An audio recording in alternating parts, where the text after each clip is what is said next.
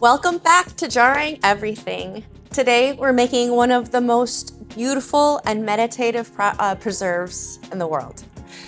Hoshigaki Japanese dried persimmons. We're filming right here in my Sonoma kitchen, and I can't wait to share this with you. Hoshigaki is a slow and intentional food, and I love everything about making it. These Hachiya persimmons came from my friend Melissa at Oak Hill Farm.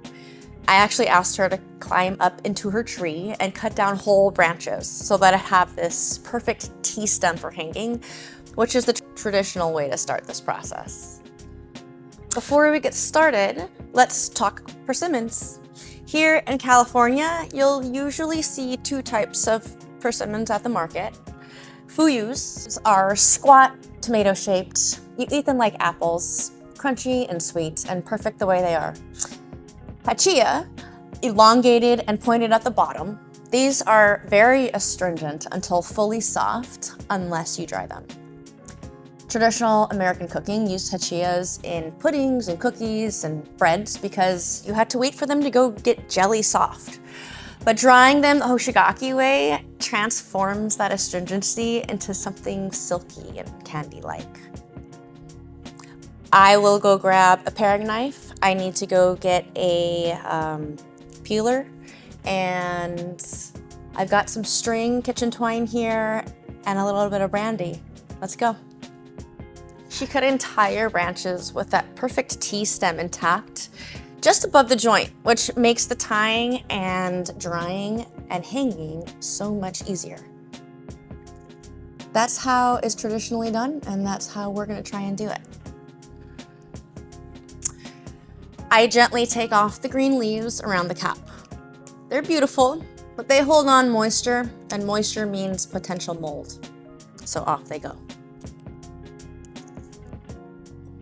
I peel each persimmon carefully, keeping the stem intact so I can tie it later. First step is to take my paring knife and carefully run the tip of this along that little hat, right where that stem comes out, so I can lift up that little ring and start peeling gently.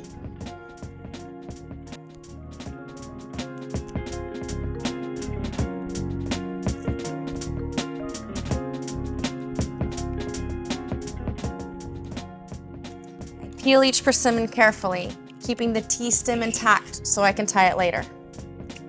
This part is slow and kind of meditative. The skin is thin, so take your time.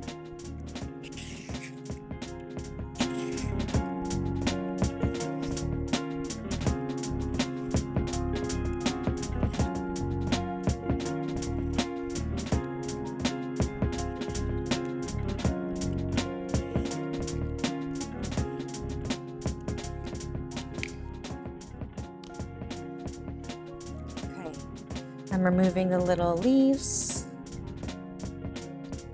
carefully around the stem.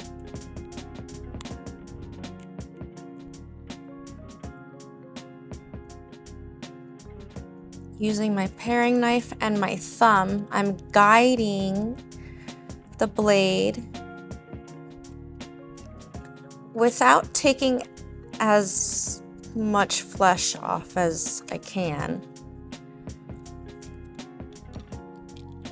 And then I'm going to gently peel the fruit.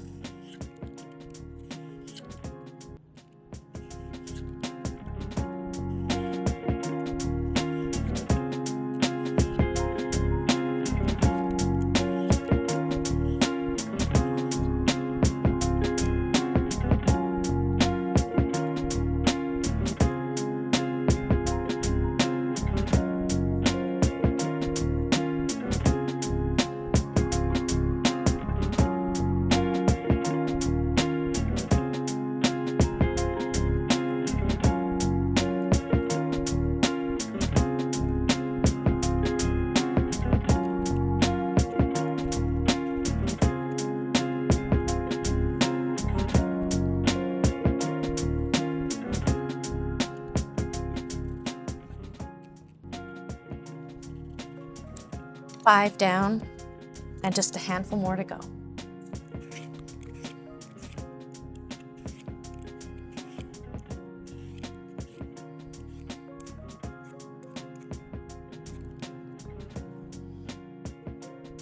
Okay, don't think I'm not gonna save these persimmon peels for something special.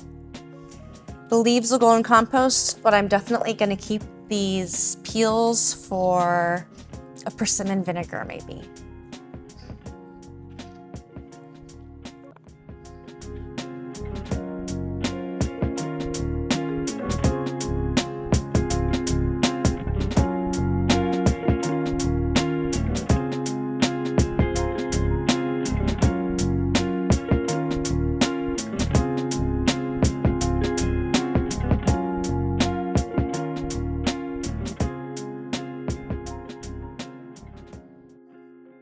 I coat the peeled persimmons in a small amount of brandy. Not a soak, just a light rub. The alcohol helps the surface dry out without encouraging mold. While this isn't a traditional step, I feel like it creates a safeguard in this environment, and I've noticed it makes a big difference in the early days.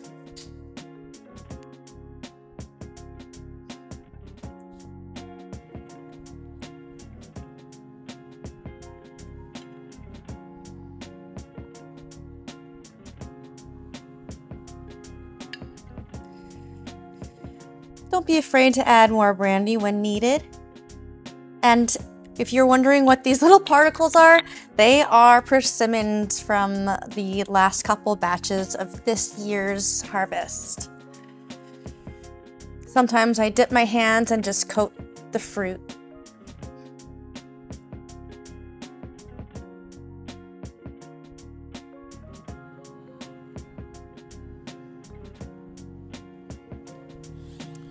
I tie food-safe twine around the tea stem.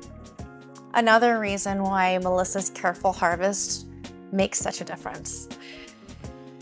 The stem is strong enough to hold the weight even as the fruit begins to shrink.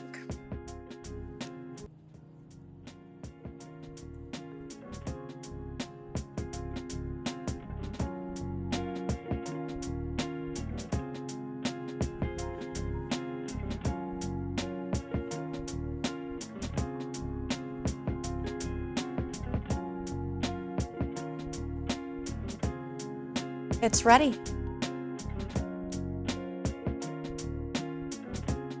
Place it on the hook.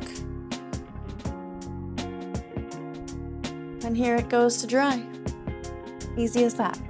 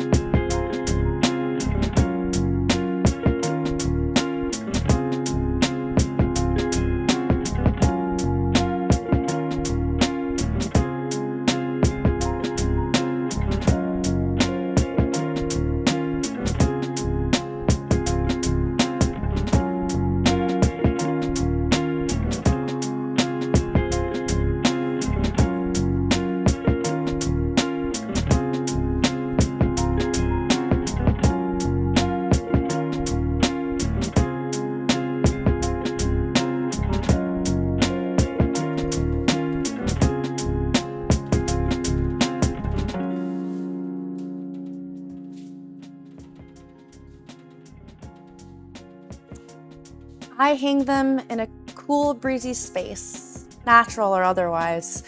For me, that's my Sonoma industrial kitchen. Not glamorous, but airflow is perfect if I set a fan nearby. You want ventilation, low humidity, and indirect sunlight. An autumn drying shed is ideal, but anything between that and this industrial looking setup will do. After 4 or 5 days, the outer layer forms up. That's when I start gently massaging each persimmon. This prevents the tough shell from forming and encourages moisture to move outward.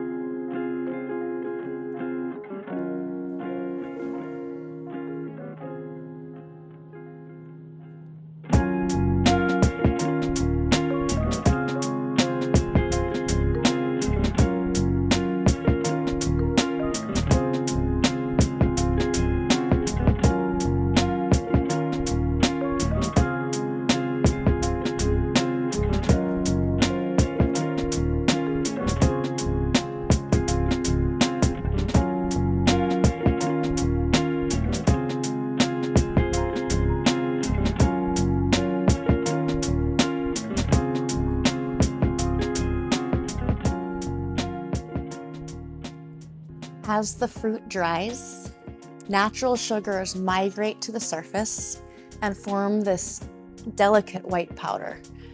This is exactly what you want. It's not mold, it's sugar.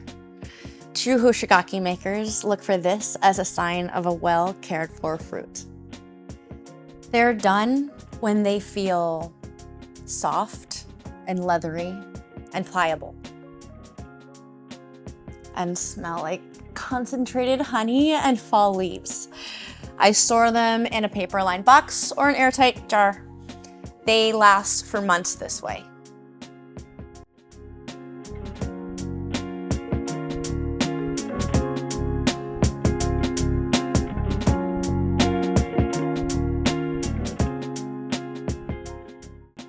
My favorite way to enjoy Hoshigaki is simply sliced thin with soft cheese or eaten with tea in the winter. I also love chopping it into salads with bitter greens, stirring into oatmeal, or dipping in chocolate. It's chewy, it's sweet, and nothing else tastes like this.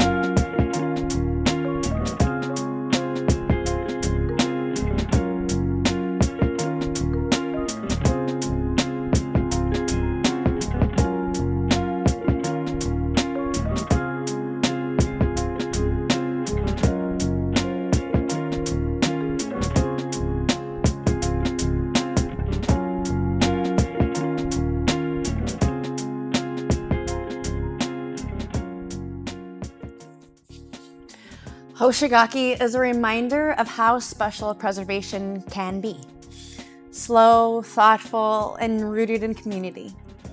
From Melissa climbing her persimmon trees to the weeks of daily care, every step is meaningful.